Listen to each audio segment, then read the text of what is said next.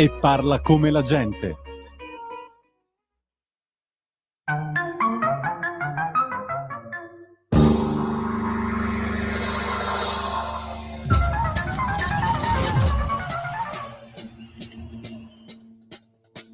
Va ora in onda Zoom, il drive time in mezzo ai fatti, con Antonino Danna.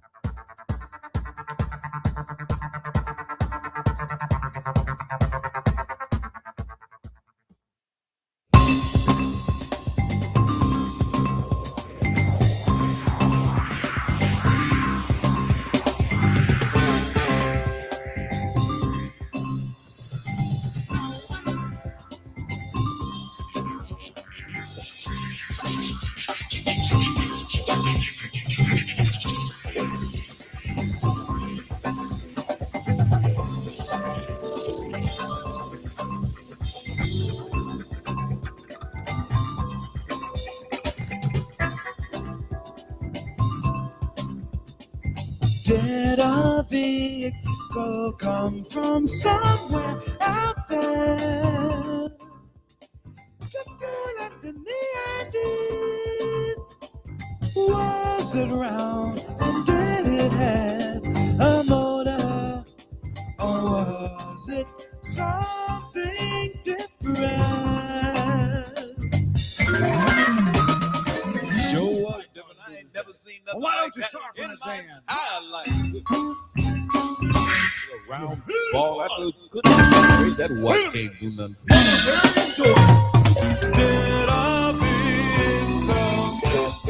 Did a vehicle fly along the mountains and find a place to park itself?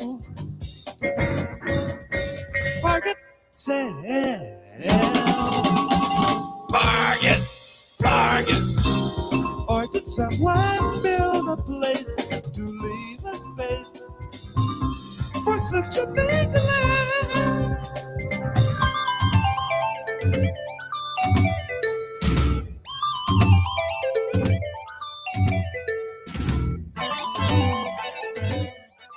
Buonasera, di nuovo a voi la linea.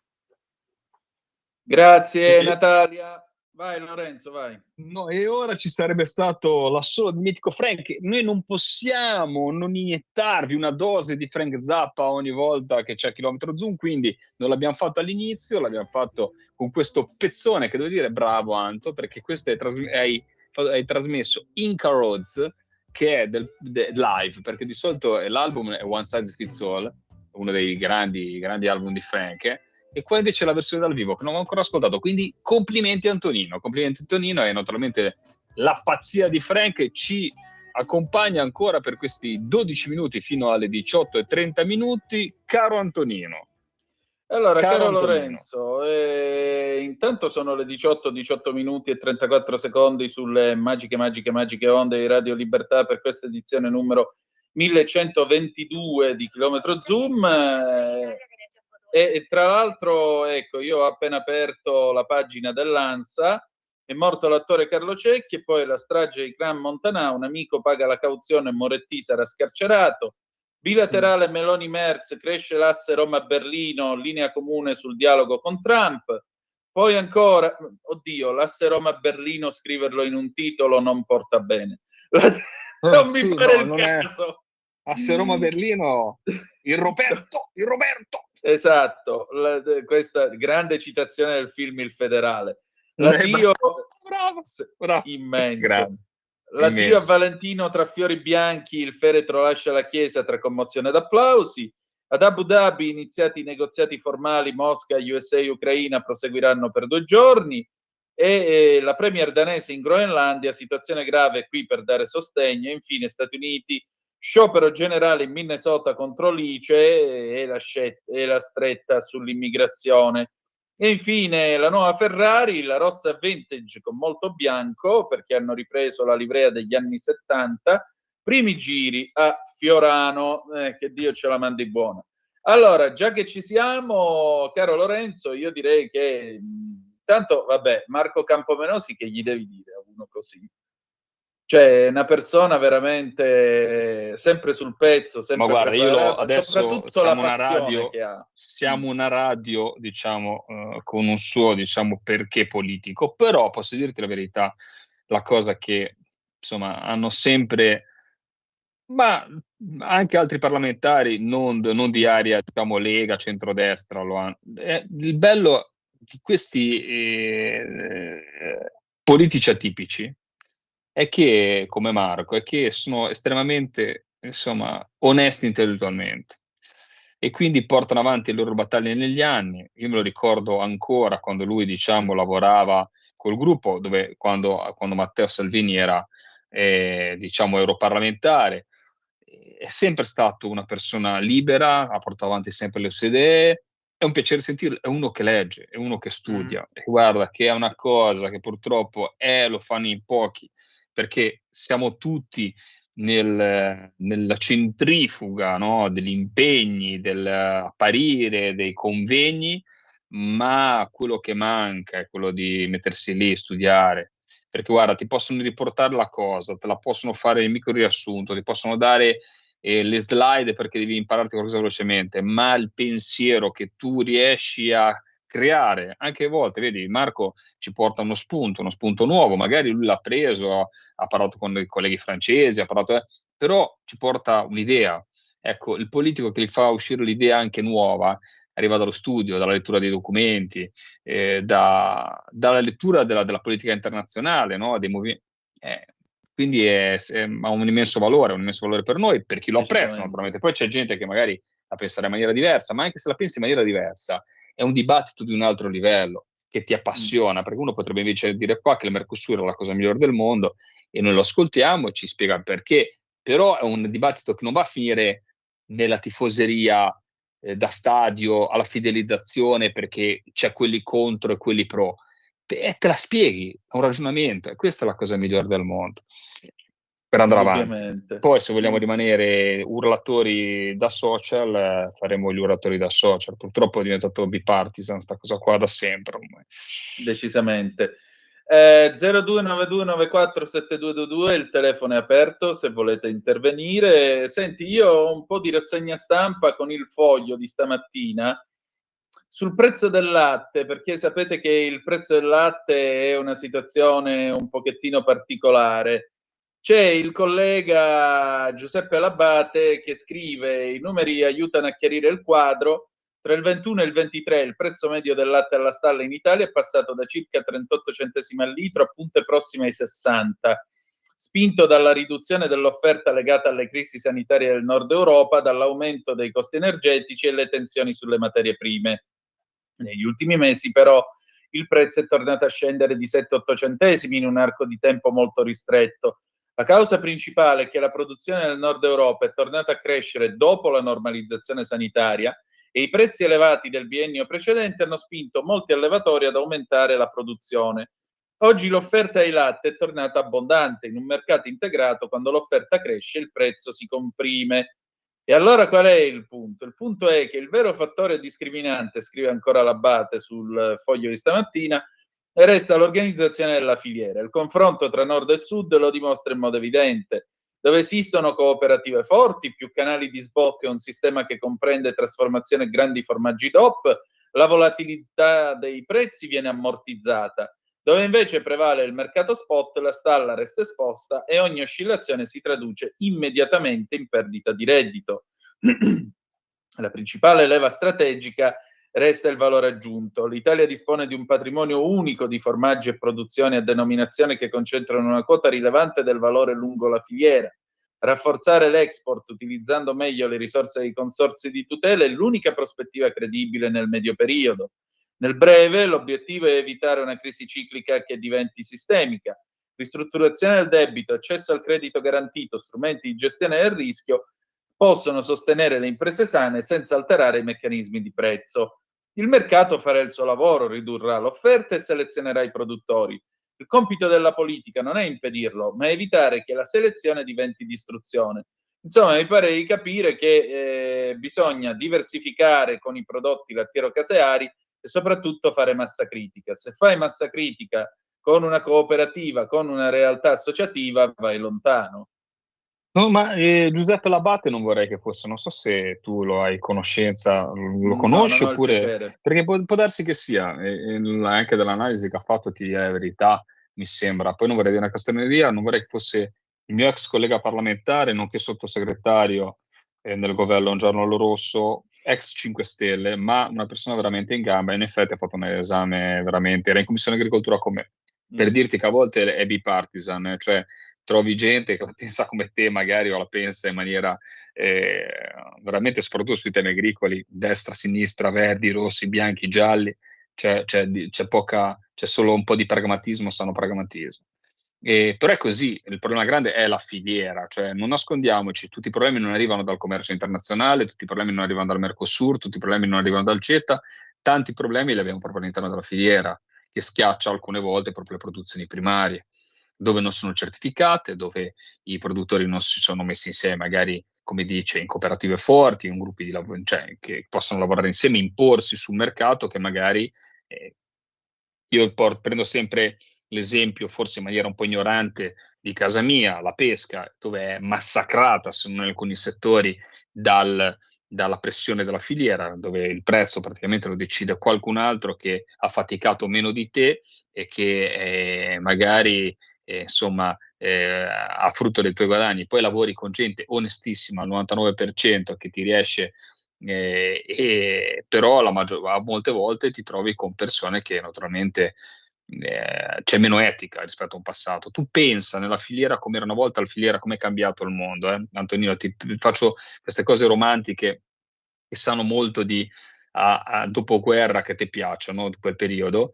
Pensa che al mercato di Genova tu mandavi direi. sui pesci, te l'avrà raccontato anche mio padre, arrivava, a parte li portavi te i pesci, no? Quindi portavi le acciughe, Sì. 100, 200, 500 casse, li portavi su, poi addirittura il pescatore era vicino al commerciante che vendeva i pesci per te e tu ti segnavi sul taccuino ogni cassa quanto veniva, e alla fine della giornata poi i conti si facevano così, diciamo, alla passanti dava proprio direttamente non c'era banche e cose, ti davano i soldi direttamente in mano, però c'era un rapporto diretto e ti si prendeva la percentuale precisa.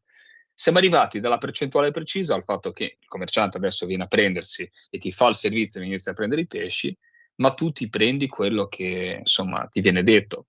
Ed è un po' tutto così nel settore elettrocaseario, deve essere veramente una cosa pazzesca, quando ti trovi soprattutto dei grandi gruppi dall'altra parte, il frazionamento invece di chi produce, no? Del primario, quando è frazionato naturalmente poi si impone il prezzo, il grande che ritira diventa anche l'unica fonte, no? Perché poi sei messo alle strette e dici dove li metto i miei pesci, dove lo metto il mio latte, lo butto via se non lo do a questo prezzo stracciato a questa persona, a questo gruppo, e ti ritrovi in queste situazioni. Ti salva Esatto. metterti insieme, ti salva le certificazioni, ti salva quando hai un canale preferenziale, penso al latte che finisce nelle forme di parmigiano, però purtroppo la nostra filiera non soffre solamente una grandissima concorrenza da parte sleale, da parte dei prodotti che vengono dall'altra parte del mondo, ma c'è anche una parte, diciamo, di onestà che dovrebbe entrare in una filiera etica, capendo, e prendo le parole anche del nostro Marco, che mantenendo le produzioni sul territorio, il lavoro sul nostro territorio, guadagna la trasformazione, guadagnano tutti. Quando non produrremo più e diventeremo solo dei consumatori, vorrei capire con cosa compriamo.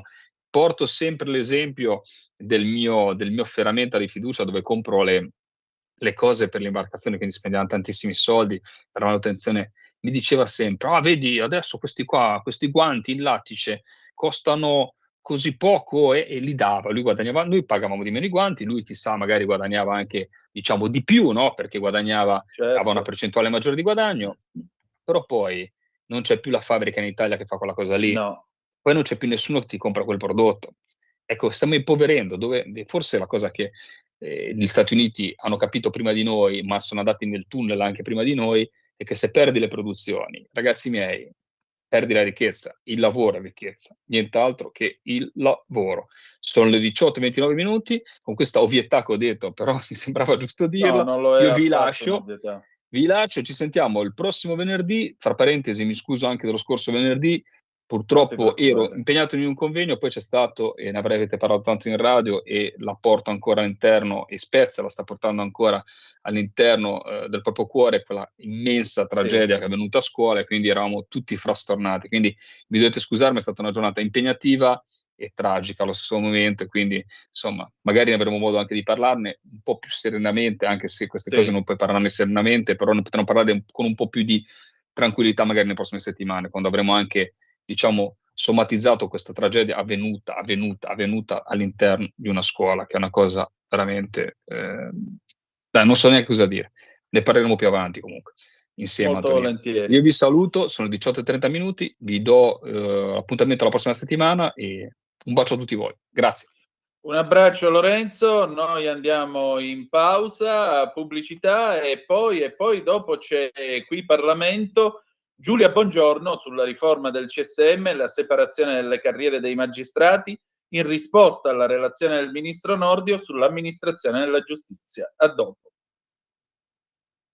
Lo amiamo perché ci offre sempre le cose più buone e naturali. Linea Alberto Acerbis. Problemi respiratori, tosse, raffreddore, tosse secca, tosse grassa. Abbiamo il prodotto che ti può aiutare. Bronco Free, la soluzione bevibile alla bava di lumaca, timo, verbena, altea, papavero e marrubio. Un insieme di erbe e di prodotti che aiutano a sciogliere il catarro e a favorirne l'espettorazione in maniera naturale. La tosse è un meccanismo espulsivo naturale che il nostro organismo mette in atto quando all'interno delle nostre vie respiratorie entrano virus, entrano batteri, entrano sostanze che il nostro organismo ritiene dannose. Come fare per calmare la tosse? Bisogna sciogliere il catarro e favorirne l'espettorazione attraverso un mucolitico naturale. La bava di lumaca, infatti, attraverso gli enzimi litici in essa contenuti, aiuta a sciogliere appunto il catarro e aiuta la sua espulsione. Abbiamo un'offerta straordinaria per voi stamattina. Se dite ascolto Radio Libertà e chiamate lo 030 68 40 408, 3 flaconi di Bronco Free a 59 euro, e se dite ascolto Radio Libertà voi non pagate le spese di trasporto e in più avete uno splendido omaggio. Chiamate adesso 030 68 40 408. Qui Parlamento. Signor Presidente, signor Vice Ministro, il Ministro nella sua relazione e soprattutto oggi ha fatto cenno alle 700 pagine di cui è composto il documento che rappresenta quello che è stato fatto. Io sono dell'idea che il Ministro Nordio probabilmente poi alla fine non sarà valutato su quelle 700 pagine. Il Ministro Nordio, come è ovvio che sia, sarà valutato sulla base di quella che viene definita la riforma Nordio, e cioè la riforma sul CSM e la separazione delle carriere. Quindi si vedrà in futuro esito del referendum, gli effetti in caso di esito positivo. Quindi potremmo dire, vedremo più avanti, vedremo solo allora se c'è stata la svolta che auspichiamo. Però in realtà un dato che possiamo valutare fin d'ora è che ben prima dell'esito di questo referendum è cambiato qualcosa, ed è cambiato a prescindere dall'esito che avrà il referendum. Prima di questa campagna c'era un dibattito aperto. Il dibattito era tra coloro che sostenevano che le correnti delle magistrature erano portatrici di democrazia, espressioni di pensiero, arricchivano il dibattito, non facevano politica, guai a pensare che i magistrati facessero politica, e c'era invece chi sosteneva che in realtà così non era, perché le correnti compromettevano l'indipendenza della magistratura, atteso che al CSM si vota per correnti e non per merito, erano incompatibili con la terzietà, perché in aula il giudice può essere condizionato dal pubblico ministero che appartiene magari alla corrente di altri che al CSM dovranno valutare la sua carriera. C'era un dibattito che era aperto. Io stessa è da decenni che c'è questo dibattito, ho sempre detto, ma queste accuse che si fanno alle correnti della magistratura sono accuse fondate o non fondate? Io, non lo so, forse ingenuamente credevo tanto alla idea che comunque un magistrato ha un tale potere che deve essere una specie di sacerdote. Io ci ho creduto ostinatamente. Cioè ero tra quelli che diceva sempre, ma non credo che se uno è magistrato e ha passato un concorso in qualche modo si può schierare. Ecco, è successa qualcosa. È successa qualcosa che va oltre il sì e il no che ci sarà il 22 e 23 marzo. Io credo che sia successa qualcosa che cambia parecchio. L'ANM ha fatto la scelta di andare oltre il dibattito tecnico. Ha fatto la scelta di fare un dibattito diverso. Tutti sapete che sono apparsi dei cartelli. Io non so se tutti avete letto quei cartelli. C'è una parte in cui in maiuscolo c'è scritto vorresti giudici che dipendono dalla politica? E fin qui è una domanda. E poi sotto ci sono 2 righe. Con la legge Nordio i politici vogliono controllare le decisioni dei magistrati. Ecco, questa è una scelta di andare oltre. Questa è una scelta di voler vincere a tutti i costi, con qualunque mezzo. Quello che è scritto nei cartelli attribuito alla riforma, noi non lo vogliamo, noi non lo vorremmo, noi non l'abbiamo scritto e se l'avessimo voluto l'avremmo scritto. Ed è singolare che di fronte al fatto che sapete benissimo che questi cartelli hanno suscitato polemiche, qualcuno è andato a fare denunzie, e io ho detto vediamo ora l'ANM come risponde, perché io pensavo che l'ANM rispondesse ma noi abbiamo letto tutto questo non so dove, aspettavo questa risposta dell'ANM. La replica è stata la seguente: vero è che non c'è nella riforma, ma in futuro farete un secondo intervento. E allora nei cartelli avreste dovuto scrivere, dopo la parte grande, vorresti giudici che dipendono dalla politica? No, e aggiungere, non lo vuole nemmeno la riforma Nordio. Il tema è che questo che si scrive in un cartello non è scritto da chiunque, è scritto da magistrati. Vi ricordate quello che dicevo prima? Comunque un magistrato è un sacerdote. E dice no, io sono consapevole che non c'è scritto questo. E Augusto Barbera ha dichiarato di sentirsi addirittura offeso e ha parlato di una falsificazione dei contenuti della riforma e ha aggiunto un'altra cosa, e questo non so se ci avete fatto caso, ha aggiunto ultimamente nei dibattiti si allude comunque alla politica e ai partiti politici come al male da cui stare lontani, una sorta di presunzione di colpevolezza. Augusto Barbera. Premesso e ribadito che io e tutti quelli che sono qui non vogliono sottoporre assolutamente all'esecutivo i magistrati, anche per la banale considerazione che siamo consapevoli che non è detto che il ministro sia sempre un garantista come Nordio, lasciando perdere questo, io per ora voglio parlare di questo, perché qui siete tutti politici anche voi. Ecco, io vorrei contrastare questo sentimento indiscriminato di ostilità e sfiducia che ormai c'è nei confronti della politica, che viene considerata il male. Io vorrei che non fossimo acquiescenti ancora ogni qualvolta questa parola politica viene utilizzata con disprezzo e come sinonimo di soggetti di serie B, agitando sentimenti di antipolitica che minano tutti noi e che minano il rispetto dovuto alle istituzioni. E chi fa politica, a prescindere dallo schieramento, non deve prestare acquiescenza a questo. Rapidamente 3 repliche a delle critiche che si fanno. Si dice, vabbè, ma questa riforma non interessa assolutamente al cittadino perché è una riforma sui magistrati e al cittadino interessa la giustizia. Ecco, segnalo che la giustizia non è fatta da codici che si autoapplicano.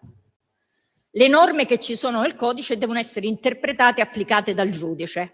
Quello che vuole un cittadino, quello che vuole un imputato, è avere un giusto processo e avere un giudice imparziale, e con la riforma quello che si vuole ottenere è quello che vuole il cittadino. Il cittadino vuole che il giudice, quando giudica, non abbia timore di dare torto a un PM che appartiene ad una corrente che c'è al CSM, che può bocciare, stroncare la sua carriera. E questo è il tema.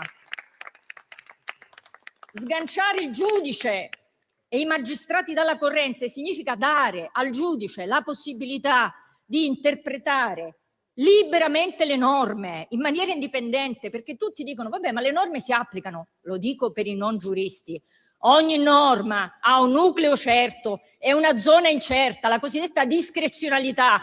Il giudice deve compiere una serie di opzioni per interpretare quella norma, ed è in quello spazio di discrezionalità che ci vuole l'etica del magistrato, che ci vuole l'indipendenza, che ci vuole un magistrato che non guardi alla corrente e che non cerchi di fare lo sgambetto al legislatore. Contro la riforma è stato detto che il sorteggio è un sistema che svilisce il merito e affida tutto al caso. Guardate che il sorteggio non è che tra passanti e magistrati, sono tutti magistrati quelli che vengono sorteggiati. Si dice non è detto che è il più adatto, ma il più adatto a che? Chi va al CSM deve fare assunzioni, assegnazioni, trasferimento, promozioni, provvedimenti disciplinari. Il magistrato è chiamato a giudicare stragi e non è in grado di valutare se fare una promozione o no. E soprattutto questa storia del caso: ma perché un cittadino che viene messo sotto processo, secondo voi, sceglie il giudice più garantista? Chi capita, capita, Quindi anche lì è il caso. Io quello che dico, avviandomi alla conclusione, vedendo il tempo che scorre, è che quello che sta succedendo è di una gravità assoluta. Io sono una che dubita. Dopo quello che sta succedendo stanno venendo meno i miei dubbi. La giustizia, io me la ricordo quando lavoravo le prime volte, vedevo questa, lo sapete chi è la dea della giustizia? È Temi. Temi che cos'ha? In mano la spada che cos'è? L'autorevolezza. E più che cosa c'ha davanti? C'ha la benda. La benda cosa significa? Indipendenza, non guardo in faccia a nessuno. Qui questa benda è andata via. Ed allora, per concludere, in questa campagna davvero piena di sorprese, ma che sta facendo venire meno dei dubbi, a prescindere dall'esito, alcuni sottolineano l'importanza dell'indipendenza della magistratura dalla politica, ma al contempo rivendicano la dipendenza dalle correnti. E io credo che come se alcuni magistrati si sentissero come membri di una società migliore in cui la politica che loro detestano è nobile se fatta dalla loro corrente, ignobile se fatta dagli altri.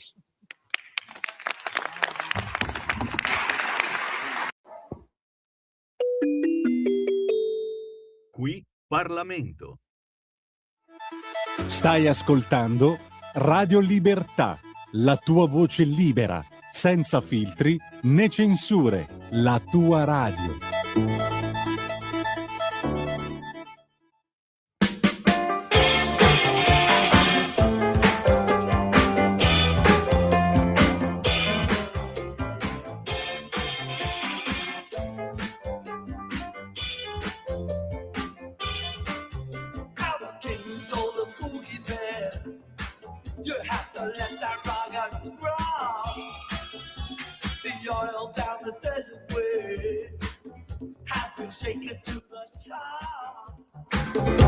The shaky drove his Cadillac.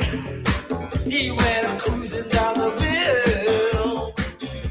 The prison was standing on the radiator grill. Shawty, don't like it. Rock the Casbah, Shawty, don't like it. Rock the Casbah. By order of the prophet, burn that boogie sound, degenerate the faithful.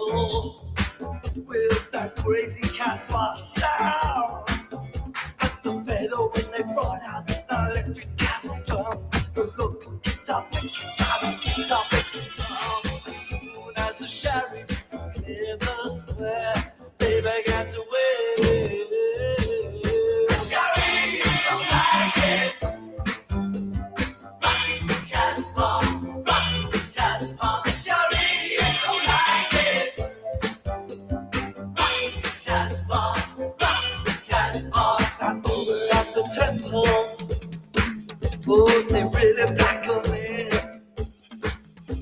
The crowd say it's cool to think this child can't thing.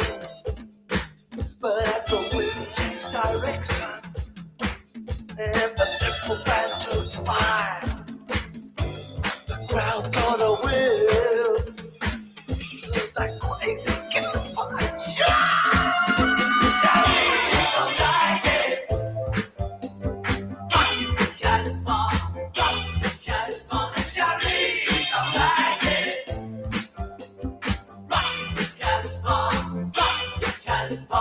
King called up his jet fighters. He said you better run your face. Drop your bombs between the minarets. Down the Casbah way. As soon as the sheriff should put out Antonino, a te la linea.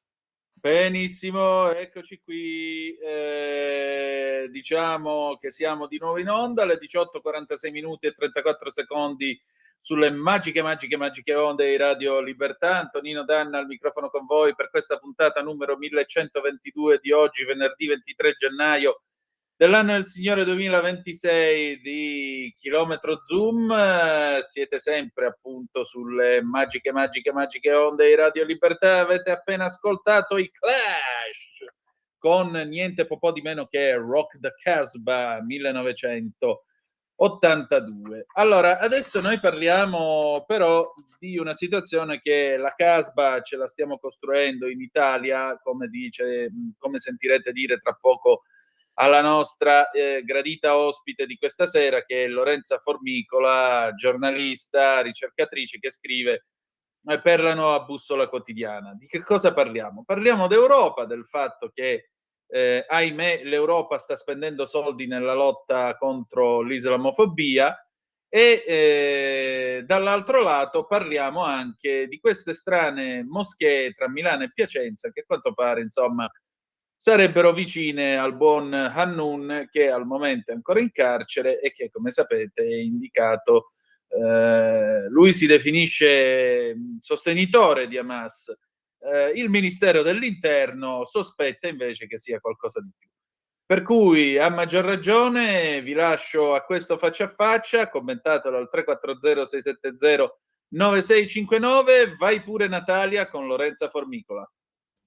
E allora io ho il piacere di incontrare stasera la collega Lorenza Formicola, che scrive tra l'altro sulla Nuova Bussola Quotidiana. Le do il benvenuto in trasmissione qui da noi e la voglio ringraziare innanzitutto del suo tempo. Lorenza, allora, io ho qui due articoli molto interessanti. Il primo, le moschee in odore di Hamas tra Milano e Piacenza, e poi le 1000 e una spesa dell'UE che finanzia Islam e inclusione, addirittura progetti per milioni di euro, tra cui uno studio sui capelli delle donne musulmane. Chiedo scusa, ma che cosa diavolo sta succedendo? Allora, anzitutto buongiorno, grazie dell'invito e un saluto ai radioascoltatori. Iniziamo dalla fine, sì. All'ultima domanda.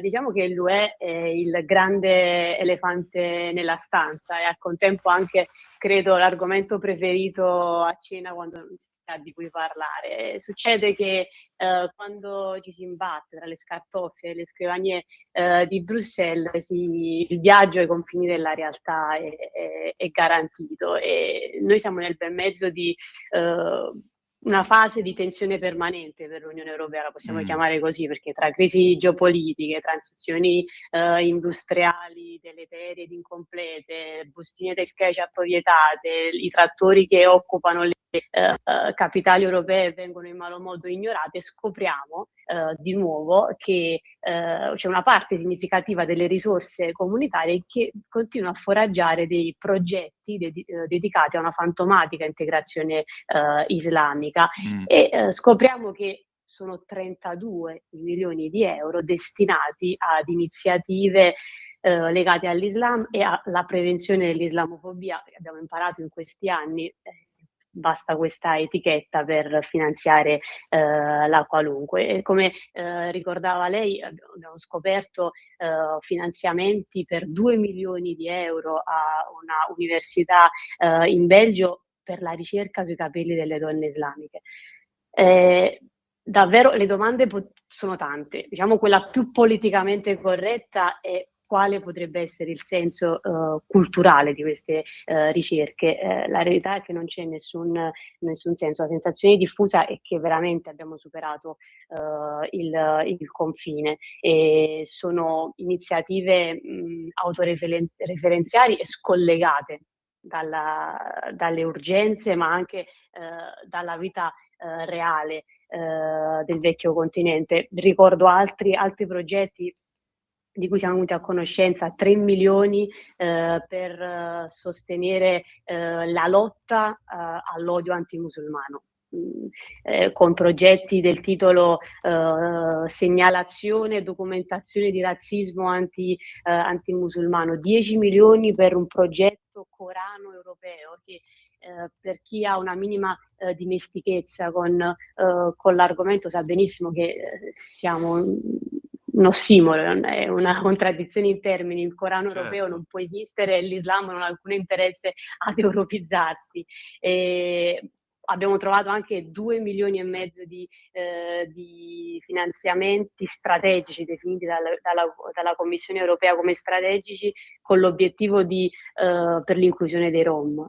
Scopriamo 700.000 euro per un programma finalizzato al supporto psicologico delle comunità Rom in Europa. È chiaro che questo flusso di risorse è bizzarro, ma allo stesso tempo è preoccupante perché si inserisce comunque in un contesto economico chiaro a tutti. Abbiamo un'inflazione che morde le caviglie dei cittadini di tutto il continente. Sappiamo che i bilanci, ci sono delle difficoltà per i bilanci nazionali. Vediamo quello che accade in Francia, c'è la procedura del deficit eccessivo dell'UE che incombe sugli stati membri, che controlla come un limite fiscale e limita la capacità di spesa pubblica, e scopriamo nel frattempo che i soldi dell'Unione Europea, la Comunità Europea, vengono lanciati dalla finestra in questo modo. Una riflessione che facevo è molto, molto banale, senza entrare nel merito troppo di questi canali, di come vengono smistato questo denaro. C'è una riflessione. Mentre Bruxelles combatte questa presunta islamofobia di cui non c'è traccia in nessun rapporto, non c'è traccia nella cronaca, non c'è traccia ovunque. Basta andare a Molenbeek per scoprirlo.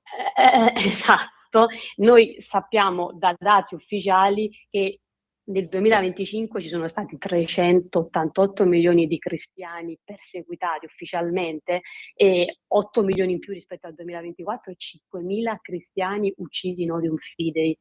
E sono numeri di una gravità enorme e che non trovano spazio nel dibattito pubblico europeo. E mi piace ricordare, è triste ricordare che in Europa, a Londra, in Francia, ci sono dei cristiani che vengono arrestati perché pregano pubblicamente. Infatti, per non parlare dell'antisemitismo che si taglia col coltello in Europa, dove gli ebrei vengono discriminati come e peggio del 1938. Però stranamente l'Unione Europea da tempo, prima avevano fatto il manifesto con la donna velata, ora le ricerche sui capelli delle islamiche, ma non è che niente c'è qualcuno che, diciamo così, da dietro le quinte allunga qualche busta farcita? Guardi, io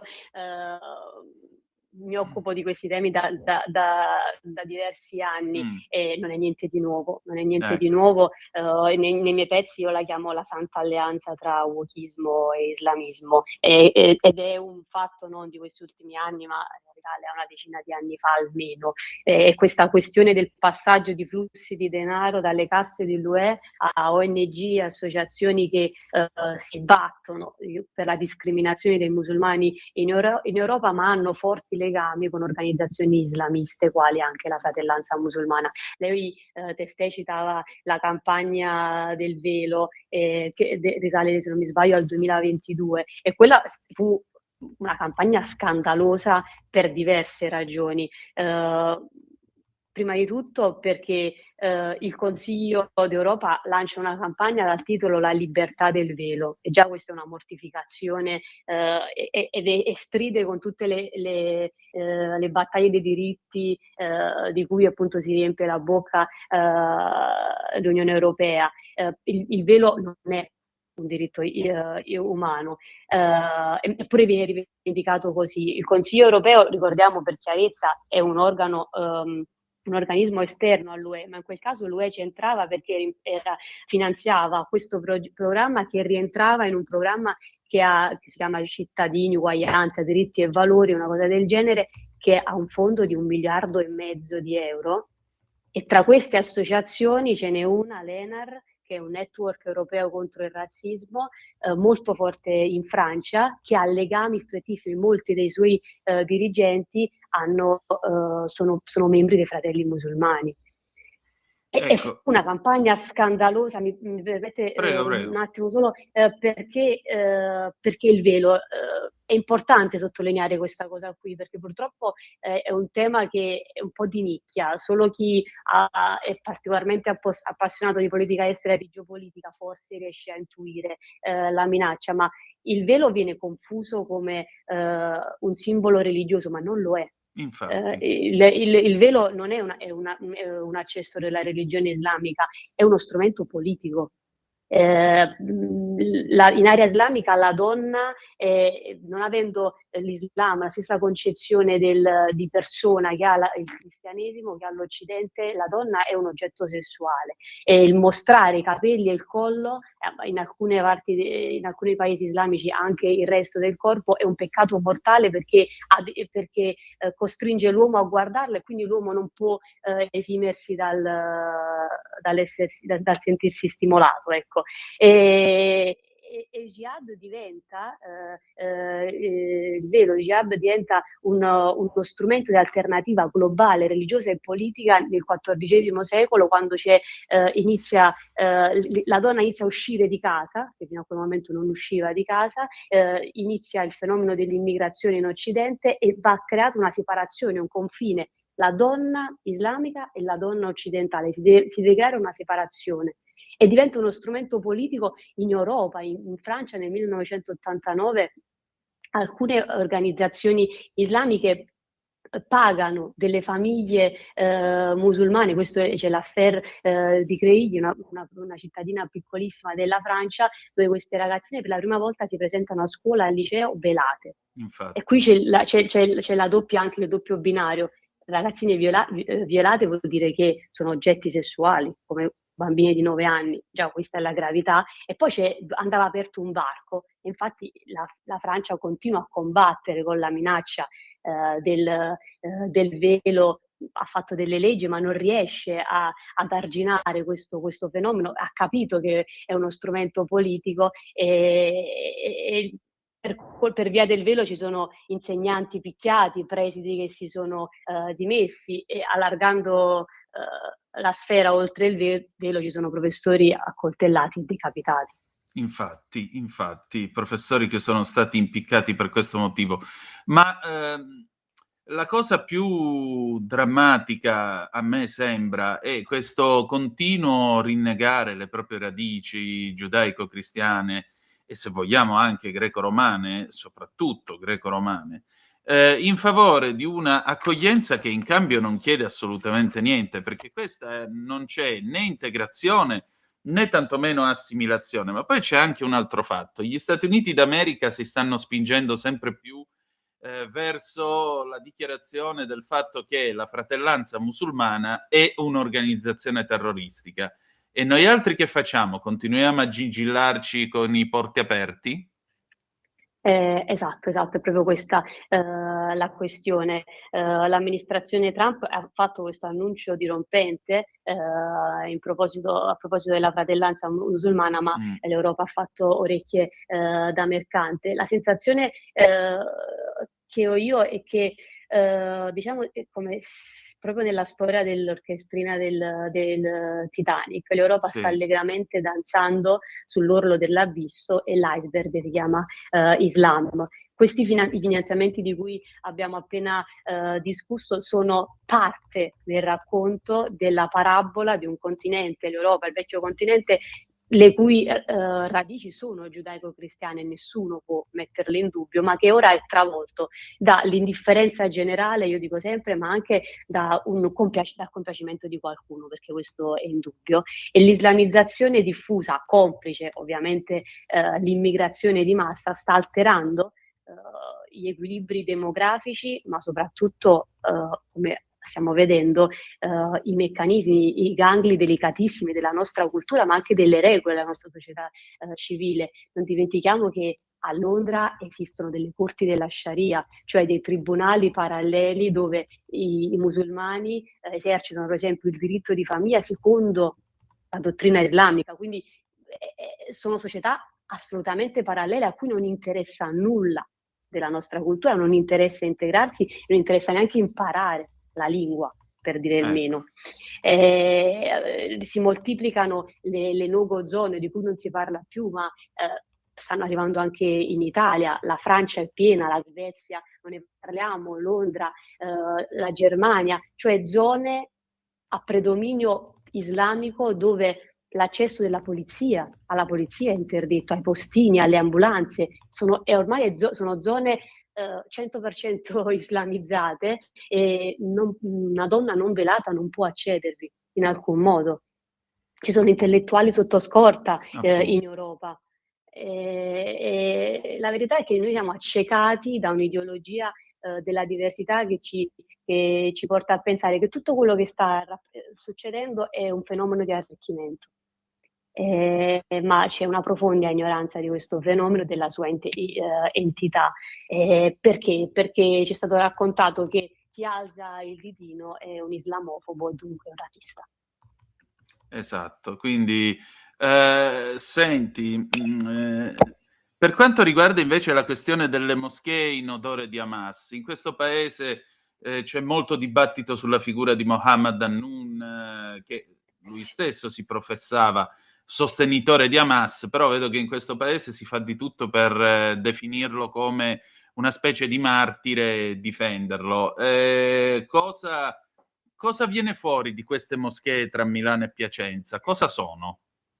Viene fuori quello che cioè parte dell'inchiesta di cui si è già smesso di parlare purtroppo, che è scoppiata negli ultimi giorni del 2025, l'operazione Domino, quando gli apparati investigativi italiani hanno arrestato 9 persone, tra cui questo imam Hannoun, questa figura ormai mitologica. Ricordiamo che è un giordano che è arrivato in Italia nel 1983 ed è stato il protagonista delle piazze pro-Pal 3 giorni dopo il 7 ottobre. Per 2 anni ininterrottamente ha guidato le piazze pro-Pal in tutta Italia, lo abbiamo visto alla Farnesina, prima anche del 7 ottobre, alla Camera dei Deputati, al seguito di una parte dei nostri parlamentari. Che cosa succede? Che l'operazione Domino ha svelato, ovviamente, io dico sempre, poste tutte le presunte, diciamo, l'imprescindibile presunzione di innocenza dei soggetti interessati, però c'è un fatto, è stato scoperto che in Italia c'è una cellula di Hamas. Hamas è il braccio armato della fratellanza musulmana. E è stato scoperto questa rotta Italia, Turchia, Giordania, Gaza, Egitto, una raccolta fondi che finiva nelle casse di Hamas. Una raccolta fondi, quello che diciamo che mette i brividi è che è iniziata, secondo gli inquirenti, almeno nel 2017, gli anni più forti sono stati tra il 2017 e il 2023, quindi ben più prima del 7 ottobre. Il dubbio è, dall'Italia sono arrivati i fondi, anche dall'Italia sono arrivati i fondi per finanziare l'eccidio del 7 ottobre? 168 bonifici con 1,5 milioni in quegli anni, e poi le cifre che non si contano più, legate all'associazione che nel 94, attenzione, non nel 2023, nel 94 questo Annun ha fondato in Italia, a Genova, Associazione Benefica di Solidarietà con il popolo palestinese, e questa associazione dopo il 7 ottobre poi si è fatta carico per i suoi legami strettissimi con gran parte delle moschee italiane di trasferire questo denaro dall'Italia con causali come pasti caldi, pacchi per i poveri, adozioni degli orfani, spostare questi soldi in Palestina, a Gaza. Ed è emerso che legate a questa associazione c'è la Moschea di Milano di via Padova, dalla quale sono partiti dei bonifici intestati a questa associazione, che poi li ha trasferiti. Sempre la causale era sempre la stessa, pasti caldi.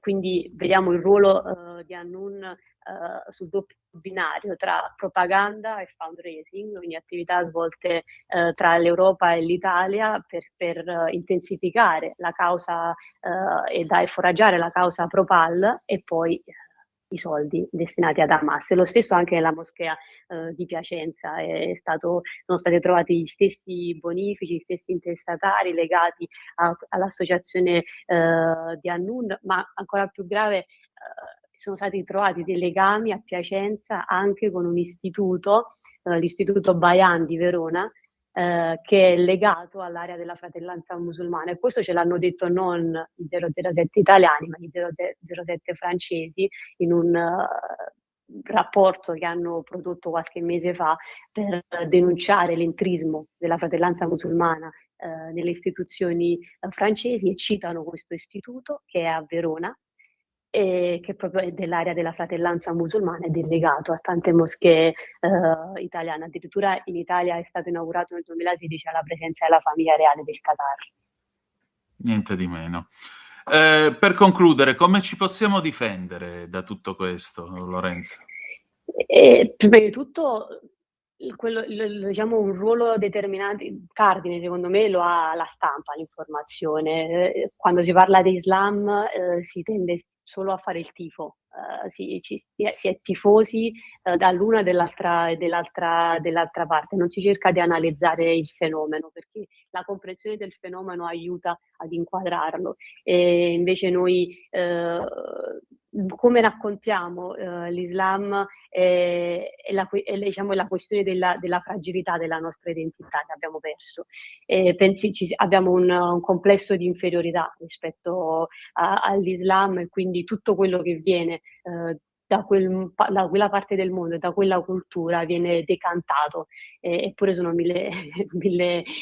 quasi 1500 anni che ci minaccia senza sosta. Il problema, come dicevamo all'inizio, è che tutto questo si trova difficoltà a parlarne, perché per decenni ci è stato raccontato di questa integrazione, dell'accoglienza. Adesso come facciamo a denunciare questo tipo di minaccia? Come è stato annacquato il sangue sui marciapiedi delle nostre città, di cittadini europei morti, uccisi dal terrorismo islamico, e l'abbiamo raccontati con gli orsacchiotti. Abbiamo diluito i nostri principi. Adesso come facciamo a denunciare?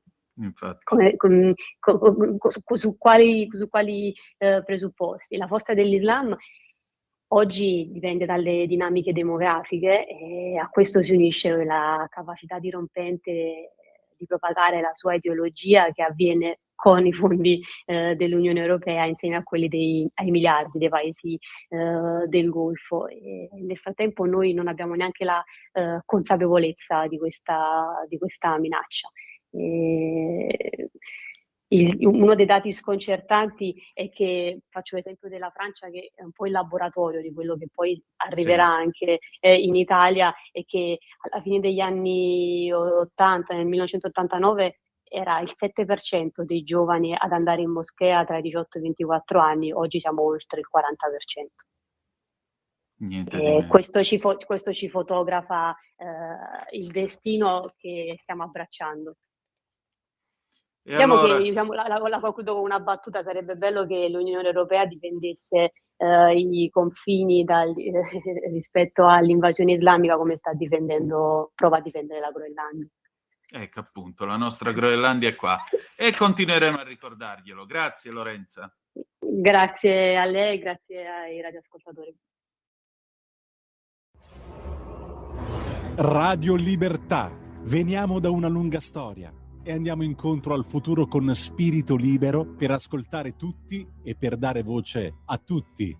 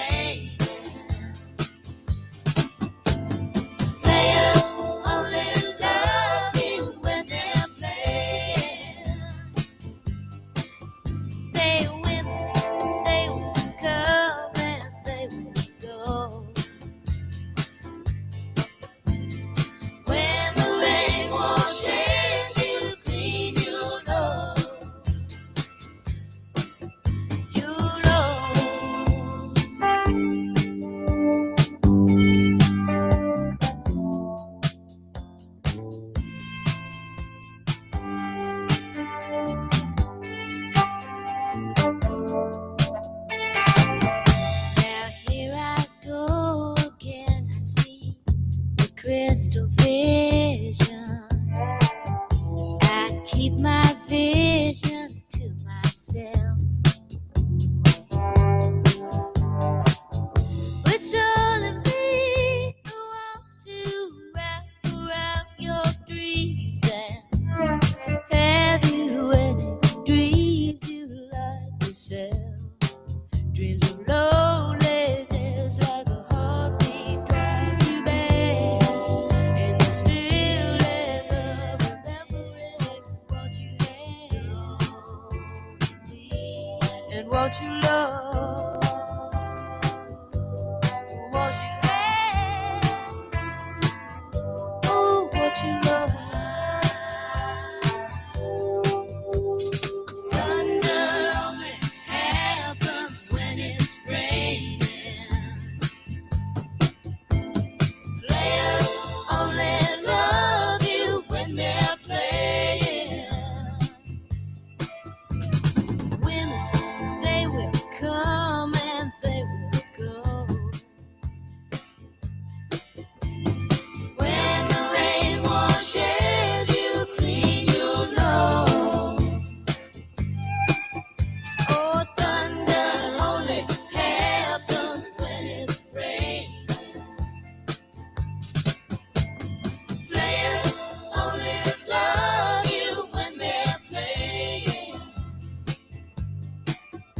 say when they will come and they will go. Nuova a te la linea, Antonino. Grazie cara Natalia, alle 19, 14 minuti e 27 secondi sulle magiche onde di Radio Libertà. Antonino Danna al microfono con voi per questa puntata numero 1122 di oggi di Zoom, il drive time in mezzo ai fatti, o meglio, chilometro Zoom, il drive time in mezzo ad agricoltura, pesca e ambiente. E niente, noi andiamo avanti con la nostra trasmissione. Avete ascoltato i Fleetwood Mac con Dreams del 1977 e naturalmente ça va sans dire, noi andiamo avanti con la nostra trasmissione dopo aver ascoltato Lorenza Formicola, che io voglio ringraziare. Arriva Maurizio al 340 670 9659. Islam e il loro partito, senza firma dell'accordo sulla Costituzione, senza firma nessun vantaggio è partito, non ci vuol molto ma troppo tardi e vedrete che ci sarà un morto islamico sulle strade per poi infuocare l'Italia, vecchie strategie. Maurizio. Ma Maurizio, guarda, allora, l'intesa sì, per quanto riguarda i rapporti tra la religione islamica e la Repubblica Italiana ci vuole intesa che però nel caso dell'Islam è molto difficile da fare, non fosse altro che non essendoci una struttura gerarchica, che ne dica Pier Giorgio Di Freddi, che qualche settimana fa si è prodotto in una sesquipedale fregnaccia dicendo che l'Ayatollah Khamenei è come il Papa, il che dimostra proprio che lui non sappia assolutamente niente di Islam, visto e considerato che non esiste un clero ordinato nell'Islam e soprattutto non esiste una gerarchia come nella Chiesa universale, per cui Khamenei non è il Papa, non ne ha i poteri, non può imporre niente a nessuno se non fosse per il seguito che egli ha con la sua fatwa, e poi discutiamo del fatto che egli sia come si dice, che egli sia sciita contro i sunniti, eccetera, eccetera, eccetera. Ma al di là di questo, la cosa più importante è che un conto è appunto un'eventuale intesa tra la religione islamica e la Repubblica Italiana. Un'altra è la libertà partitica, perché in Italia chiunque può fondare un partito. E su questo però Maurizio pone un altro tema, ed è importante anche questo, se voi ci pensate.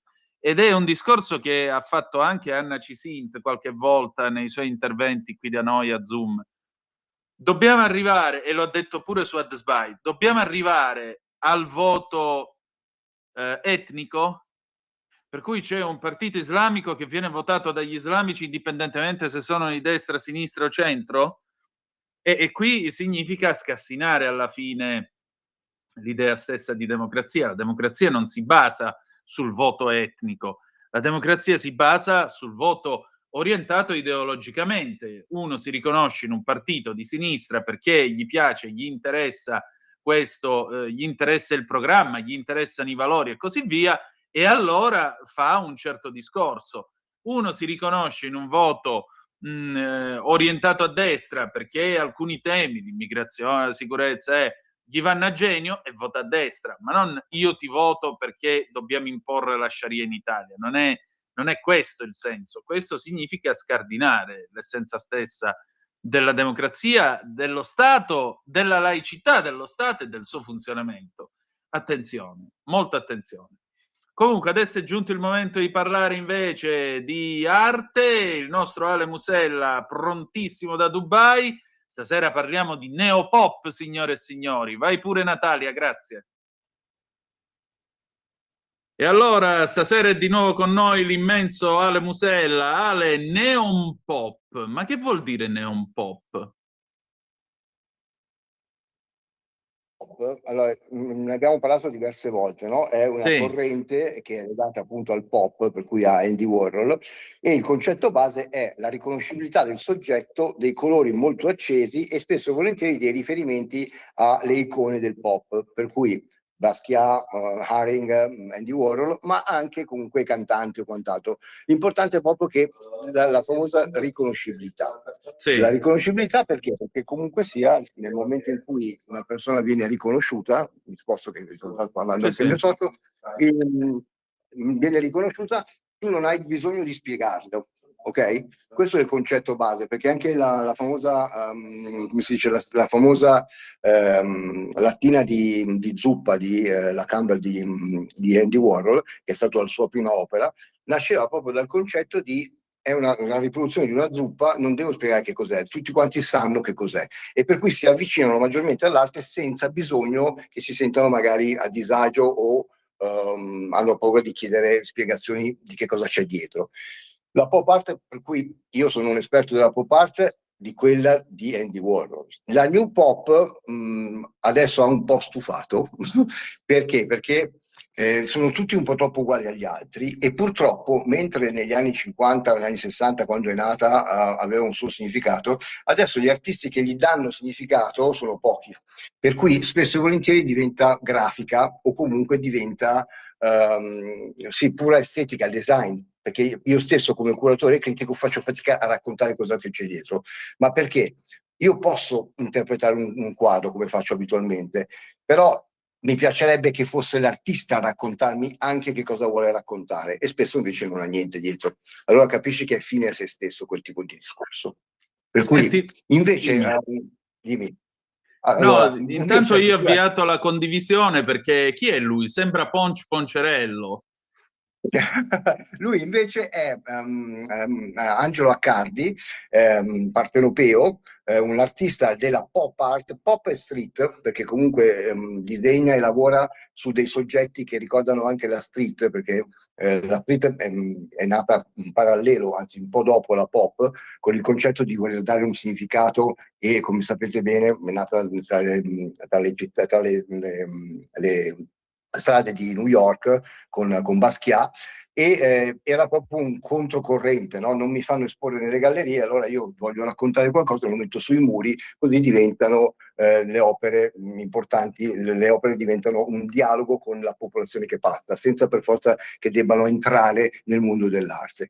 Queste qua sono foto di un evento in Eden Gallery. Eden Gallery è una delle gallerie più importanti al mondo per quanto riguarda la pop art, dove ho incontrato appunto Angelo.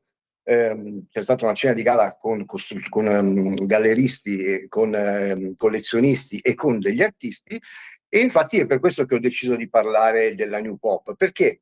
Perché nell'universo della New Pop lui è un po' una mosca bianca, lui è un ottimo disegnatore e per cui, a differenza di tanti altri, non usa stencil ma usa la sua capacità tecnica, e già questo lo trasforma in artista a 360 gradi e lo discosta dall'abituale concetto di pop art, perché quello che tu vedi è disegnato a mano.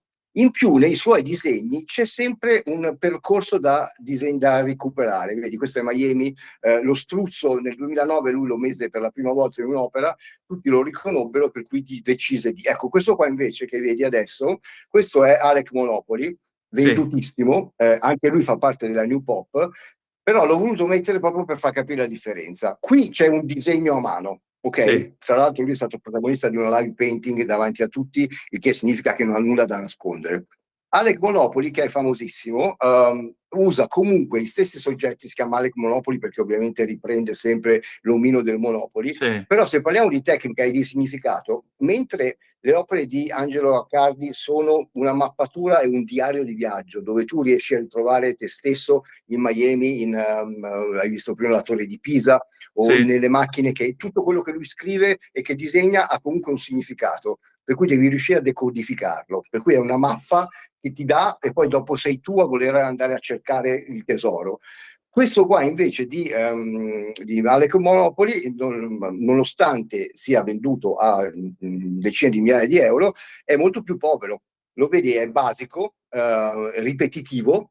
Ora, se mi sente mi sparerà, ma non mi interessa, perché il concetto base, quello per cui io volevo fare questa puntata con te, è proprio dire che la New Pop, se è priva di significato, sta diventando noiosa da vedere.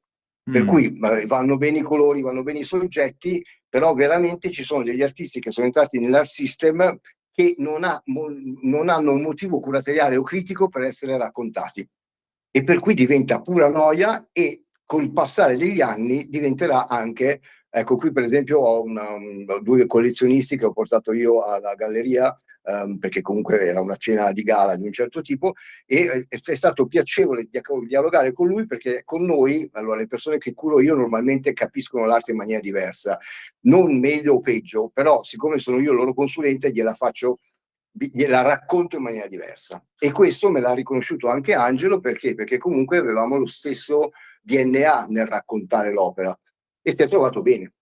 E per cui inizieremo una collaborazione sicuramente, però ecco, ho preso spunto da lui perché nel mondo della pop, della galleria più importante del mondo della pop, in effetti lui è una mosca bianca, perché ha tanto da dire, ha tanta tecnica, per cui è un piacere andare a vedere le sue opere, perché proprio c'è sempre un percorso nascosto dietro. Io per esempio ho scritto un testo, gliel'ho regalato perché mi è piaciuto talmente tanto, ero ispirato. Con gli altri non ce l'avrei fatta, neanche a pagamento, perché su certi artisti, nonostante costino tanto, non riesco a scrivere, cioè non ho niente da dire. Immagino. Qua, ecco, in questo caso sono i due ragazzi, sono i due stilisti che hanno vestito Angelo, e gli hanno dato un buon carattere, perché Angelo è un bellissimo uomo, una bellissima figura, e vestendolo così in maniera, può sembrare mezza hippie o comunque un po' particolare. Ma io lo trovo molto anni 70. Sì, molto anni 70, per cui questo, e poi tra l'altro, siccome le sue tele ti portano indietro nel tempo e sono un percorso che ti aiutano a raccontare proprio il Novecento dell'arte, gli anni 70 sono stati anni fondamentali per la creatività, e per cui io lo vedo bene, anche vestito così, che tu dici dove va, non è vero, su di lui sta bene, soprattutto quando conosci la sua creatività e la sua poetica, è lui. No, ma lui è evidentemente ancorato, diciamo, ha delle forti radici evidentemente in quel decennio, non fosse altro, guarda, c'ha le scarpe a punta col tacco rialzato come si usavano allora, e poi c'ha questa idea, diciamo così, i pantaloni che vagamente sono a zampa, le camicie vagamente di stile hawaiano, fine 70, inizio 80, con questo occhiale strategico, il capello pure uguale, è evidentemente una citazione continua di quel decennio. Esatto, perché comunque lui attraverso le sue opere anche ti dà la possibilità di tornare indietro e di ritrovare, di riaprire dei cassetti della memoria. Per esempio dietro vedi che c'è Chupa Chups e c'è Dalì, ok? Eccolo qui, lo ingrandiamo. Poche persone sanno che il marchio, il brand di Chupa Chups è stato disegnato da Salvatore Dalì. E questa non la sapevo. Mi è capitato. Per cui lo vedi, ok? Per cui altrimenti non sarebbe stato decontestualizzato. In una situazione in cui c'erano tantissimi collezionisti e persone che comunque amano l'arte, mi è capitato di doverlo raccontare perché molti non lo sapevano. Allora vedi, anche questo è un plus, perché comunque nei suoi quadri puoi cogliere l'aneddoto per poi andare a cercare l'interesse nella persona. E poi vedi da lì adesso in mezzo a delle vie, per cui lui lo posiziona a New York, a Londra, in una posa da Superman, tra l'altro. Sì, tra l'altro, perché lui è stato un Superman della sua situazione, perché da lì era un influencer del tempo, non era prevedibile. Ti ricordo che alla fine degli anni 30 rischiava di morire perché a Londra era andato con due dalmata, due cani, che sembravano due cavalli, e poi questo scafandro in testa, no? Perché lui diceva: io sono un surrealista, non mi capisce nessuno, per cui mi chiudo dentro lo scafandro perché parlo con me stesso. Il problema è che mancava l'aria e lui stava per morire. La gente pensava che facesse parte della performance e non lo aiutava. Fortunatamente alla fine qualcuno l'ha aiutato, se no stava morendo. Questo sai che alla fine degli anni 40 si fece esorcizzare da lì? Beh, lui fece tante cose. No, questa non la sapevo. Credeva di essere posseduto. Sì. Beh, in qualche modo devo dire che la sua creatività, poi ti ricordi i suoi animali, il fatto, la sua grossa fortuna è stata quella di avere a fianco una donna molto intelligente che aveva 10 anni più di lui, che l'ha fatto diventare Dalì, che ha sopportato e ha supportato tutte le sue pazzie, che si chiamava Gala. E pochi sanno che una delle leggende legate alla cena di gala è proprio legata alla moglie, alla compagna di Dalì, perché lei era amante del bello e delle cose particolari, e per cui lui organizzava queste cene per lei particolarissime, molto lussuose, molto glamour, e da qui pare che sia arrivato anche per questo il concetto di la cena di gala. Per cui la cena di gala non è soltanto l'extra lusso, ma è qualcosa che diventa un'experience, perché lui creava sempre delle experience diverse proprio per far contenta Gala. Direi. Senti, ma mi ha incuriosito questo quadro qua dietro, che si vede proprio alle spalle del nostro artista, ma non è sempre Dalì con gli struzzi sul lungomare di Dubai qua? Certo, perché lui comunque, Mi pareva allora, a fosse parte il lui. fatto che adesso sì, perché lui sta lavorando anche con la fondazione di Dalì, perché è un surrealista anche lui, insieme con la fondazione, per cui lui Dalì, che l'ha preso, è proprio è come se fosse il suo alter ego, lo posiziona ovunque, e in questo caso è stato un omaggio a Dubai, perché lì c'è il Burj Al Arab, che comunque è la vela, ok? Sì. E per cui ha posizionato un'altra volta sempre i suoi struzzi e anche Dalì. Per infatti. cui Dalì lui l'ha preso come se fosse un traghettatore del tempo, capito?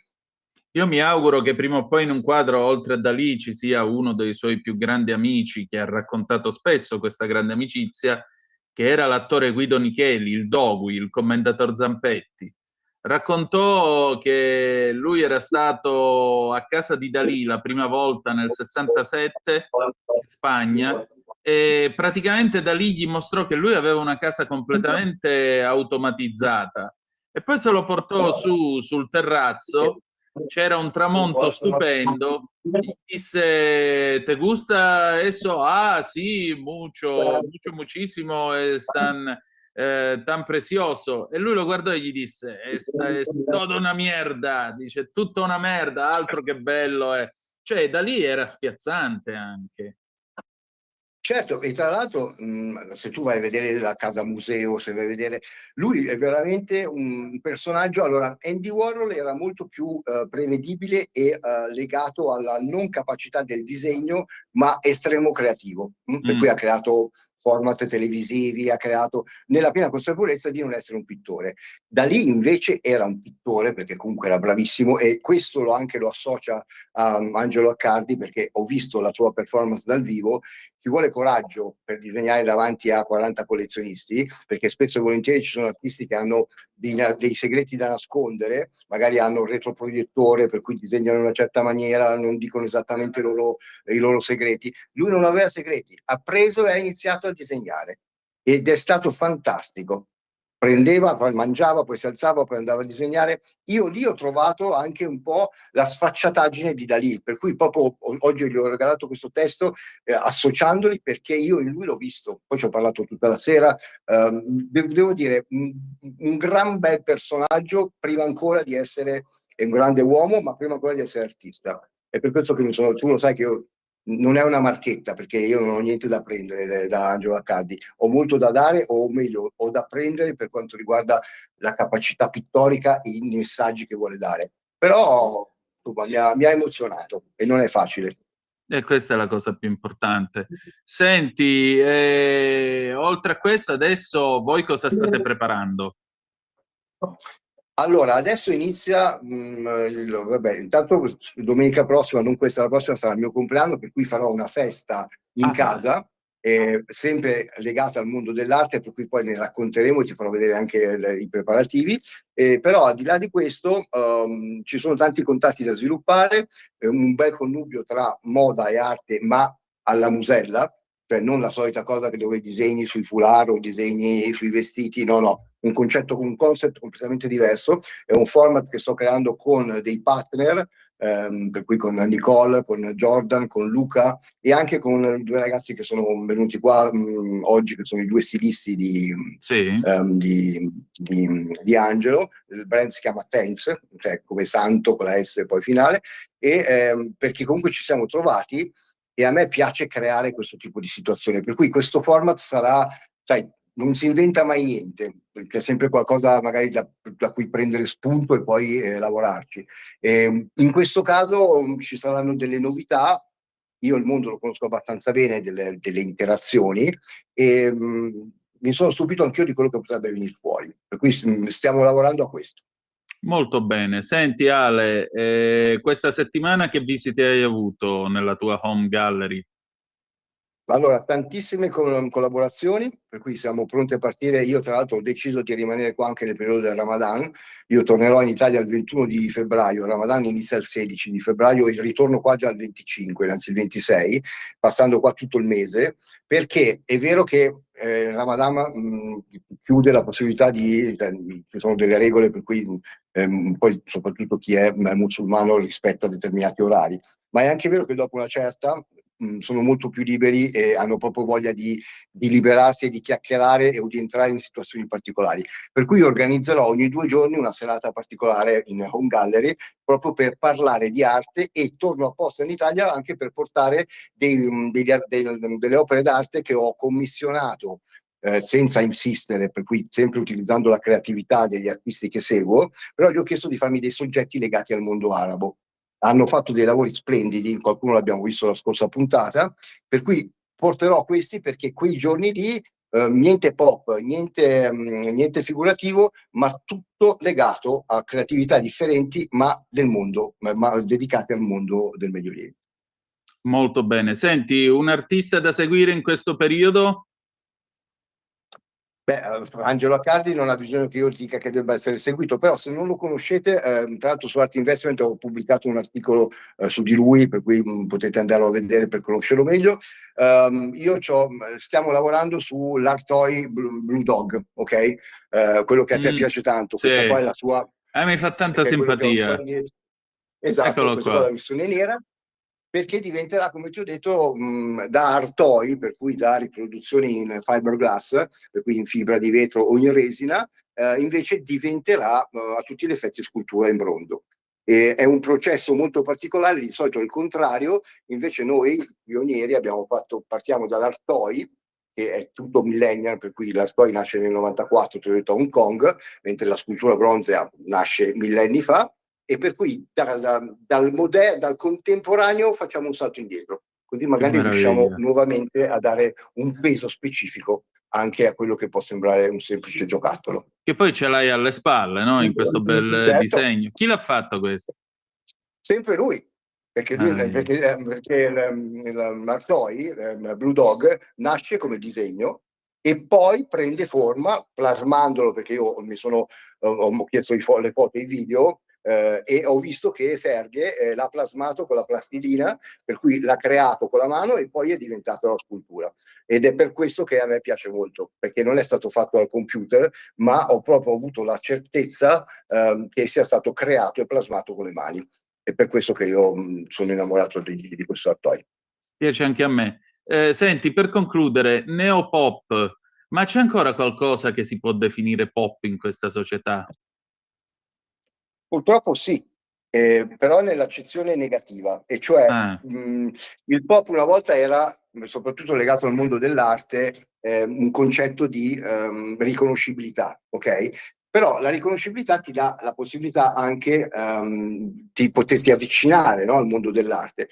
Invece oggi il rischio è che proprio ti allontani, perché ti basta vedere una cosa che ti piace, non vai oltre e lo compri come se fosse un oggetto. Per cui nel mondo dell'arte il pop diventa un problema, diventa un pericolo, se non adeguatamente spiegato. Di pop sì, continua a esserci, perché tutte le cose che, anzi è brutto perché adesso col pop, il sinonimo del pop diventa scontato, cioè quello che tu riesci a riconoscere, lui è il mio socio indiano che oggi è venuto da Beirut, per cui lo salutiamo. Trovato. Per cui ecco, l'accezione del pop, se una volta mi poteva aiutare ad avvicinare le persone all'arte, adesso devo stare attento, perché soprattutto qui chi ha voglia di capire è la chiave di lettura giusta per poter andare avanti. Però ci sono tante persone che invece si fermano al pop e non hanno nessuna voglia di andare oltre, perché pensano di capire tutto, anche dell'arte, semplicemente riconoscendo Topolino, capito? Per cui diventa difficile. Insomma, bisogna rialfabetizzarli. Un po' sì. Vabbè, noi cerchiamo di fare la nostra parte. Ale, grazie come sempre. Grazie a te, un abbraccio. E mi raccomando sempre il podcast, perché noi andiamo in onda tutti i venerdì alle 19.05, ma siccome poi diventa un podcast, io poi lo mando in giro e devo dire che piace molto. Mi fa molto piacere, grazie ancora.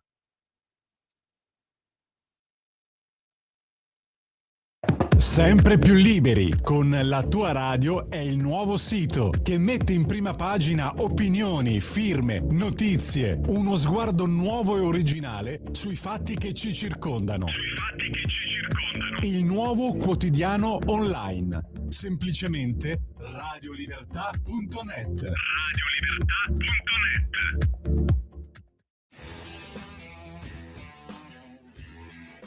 Trump è un pagliaccio che è dotato per il momento di mezzi immensi. Se fosse il cliente di un bar di periferia che ha scolato qualche bianchino di troppo, sarebbe una tollerabile macchietta per chi ovviamente ha il pelo sullo stomaco. Purtroppo invece Trump è il capo, con anche sempre meno contrappesi istituzionali, della più grande potenza mondiale, e quindi le sue convinzioni non se le tiene per sé, ma le scaglia disordinatamente e violentemente contro il mondo, suscitando comprensibilmente assurdi maremoti che chiunque avrebbe cercato di evitare. Al summit di Davos, ad esempio, Trump ha assicurato che non userà la forza per acquisire la Groenlandia. A parte il fatto che aveva sempre detto l'opposto fino al giorno prima e quindi potrebbe anche cambiarlo il giorno dopo, resta il fatto che Trump, il presidente di una nazione libera e democratica, o almeno così è stata sinora descritta, per il solo fatto che gli piace la Groenlandia o che dal suo punto di vista gli serve, se la prende, in un modo o nell'altro. Questo però è lo stile di Bokassa, non del Presidente degli Stati Uniti. La linea, Antonino. Grazie Natalia, questo è lo stile di Bokassa, ha pienamente ragione il nostro Pierluigi Magnaschi. E allora si sono fatte le 19:41 minuti e 27 secondi sulle magiche onde di Radio Libertà. E allora, buona gente, Antonino Danna al microfono con voi. Ci avviamo alla conclusione di questa puntata con Laura Cavandoli, che in questo Qui Parlamento Extra ci racconta come è andata questa settimana in Parlamento, ma soprattutto un'interessante iniziativa contro le bestemmie che ultimamente, diciamo così, sembrano essere diventate molto in voga. Noi ci salutiamo con Laura Cavandoli e poi Miguel Bosé, Se tu non torni, del 1994. Appuntamento poi domani alle 9:40 col Garage dell'Alfista, dopo il grandissimo Pier Vittorio Scimia e dopo la rassegna stampa. Ricordatevi che Pier Vittorio Scimia è il padre di Liliana. E se no, lunedì alle 18:05 trattabili avremo, come al solito, la puntata numero 1123 di Zoom, il drive time in mezzo ai fatti. Grazie per essere stati con noi e ricordate che the best is yet to come, il meglio deve ancora venire. Vi ha parlato Antonino Danna, buonasera. Qui Parlamento. Benvenuti a Qui Parlamento su Radio Libertà. Oggi parliamo di una importante decisione presa dall'Agicom e su mia sollecitazione. Ero stata, contattata da un gruppo di genitori che mi segnalavano come ci fosse una traccia audio che avesse un contenuto proprio di pura bestemmia, che veniva utilizzata per coprire, per dare uno sfondo musicale ai video, ai prodotti su TikTok. Questa chiaramente era una grave disturbo per chi, non solo per chi ha una fede religiosa cattolica, ma effettivamente un po' per tutti, perché sembrava di rendere normale la bestemmia, così come si può scegliere una traccia musicale che inneggia al sole e al mare. Ecco, questa traccia era proprio una traccia di bestemmia. C'è una norma nel codice penale che sì, è stata depenalizzata, ma resta una norma, una contravvenzione che appunto prevede la punibilità per chi offende le persone luoghi sacri e le cose sacre. E questo chiaramente ha suscitato una reazione da parte di alcuni genitori, di alcune persone, di alcuni utenti che si ritenevano assolutamente lesi. Ho attivato l'autorità garante delle comunicazioni perché potesse intervenire e per fare un richiamo quindi a questo gestore, al social, quindi appunto a questo sito, a questo, scusate, app TikTok, perché rimuovesse questa traccia audio, ma anche i contenuti che avevano scelto questa traccia audio come copertura, come contorno musicale. Non è passato tanto tempo, l'Agcom si è subito attivata, ha provveduto a notificare al gestore, a TikTok, la richiesta, in realtà a questo punto diventava un provvedimento direttamente, e nell'ambito, devo dire, di una collaborazione fra il gestore e l'Agcom sono stati rimossi tutti i contenuti.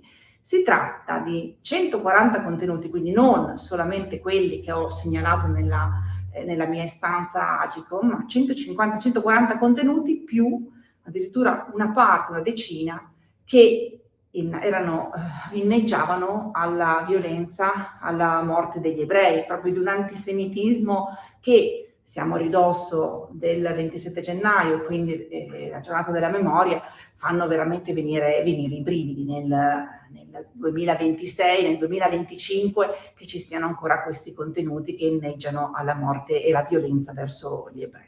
Quindi in un gesto, devo dire, di collaborazione si sono eliminati quindi tanto la traccia audio, ma anche tutti i contenuti che utilizzavano questa traccia audio, e inoltre è stato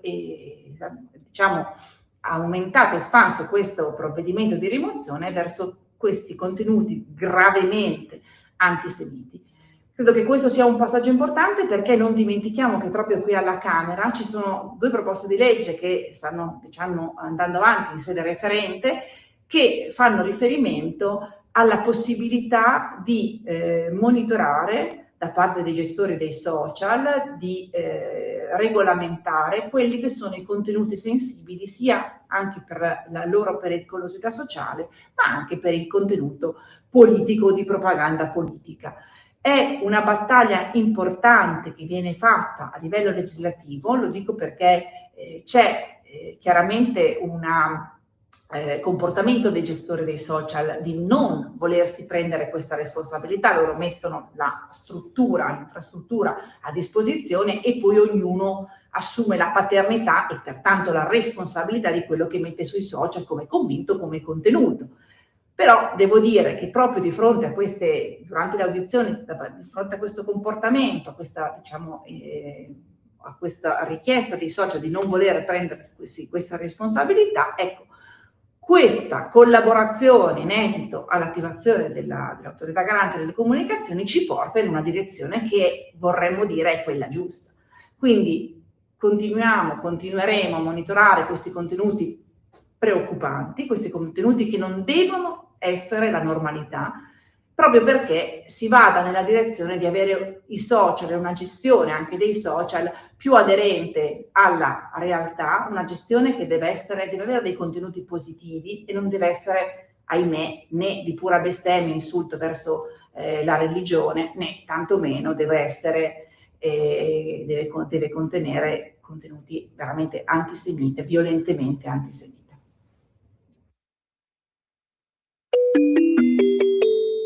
Qui Parlamento.